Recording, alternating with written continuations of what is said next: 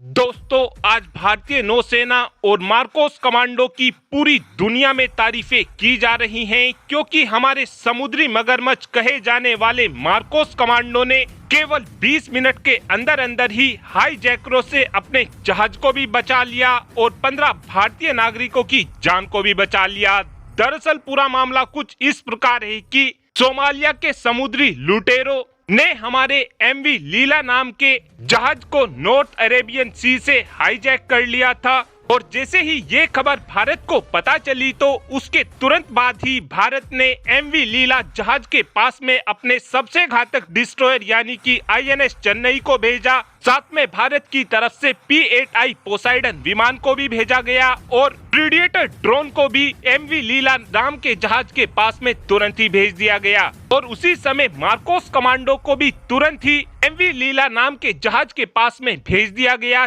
जिसके बाद हमारे मार्कोस कमांडो की तरफ से पहले इन सोमालिया के समुद्री लुटेरों को एक वार्निंग दी गई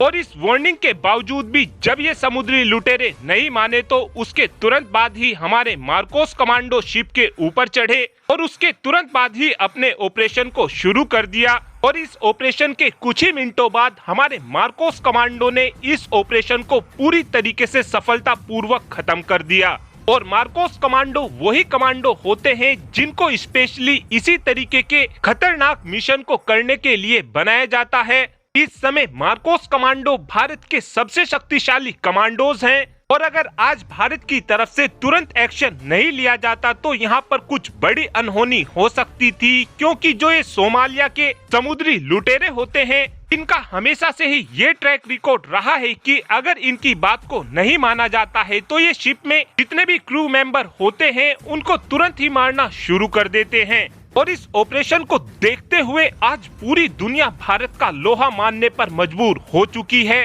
और इस ऑपरेशन के जरिए भारत ने हूती विद्रोहियों को भी साफ संदेश दे दिया है कि अगर तुमने भी इस तरीके की गलती से भी कोशिश की तो तुम्हारा भी वही हाल होगा जो इन सोमालिया के समुद्री लुटेरों का हुआ है। साथ में भारत की तरफ से अपनी नौसेना को और अधिक संख्या में अरेबियन सी में तैनात कर दिया गया है ताकि आगे चलकर इस तरीके का हाईजैक फिर से सोमालिया के समुद्री लुटेरे ना कर सकें। जो ये सोमालिया है ये यमन के बिल्कुल नीचे ही पड़ता है और हूती विद्रोहियों से अपने जहाज को बचाने के लिए इस समय ज्यादातर जहाज गल्फ ऑफ अदन से निकल रहे हैं जो सोमालिया के बिल्कुल पास में पड़ता है और इसी मौके का फायदा इस समय सोमालिया के समुद्री लुटेरे उठा रहे हैं। और भारत के इस एक्शन को देखते हुए अब सोमालिया के समुद्री लुटेरे इस तरीके के हाईजैक को करने से पहले 1000 बार सोचेंगे, क्योंकि अभी इनको भी पता चल गया है कि अगर गलती से भी इन्होंने ऐसा कुछ करने की कोशिश की तो इनको मार्कोस कमांडो घर में जाकर ठोकेंगे।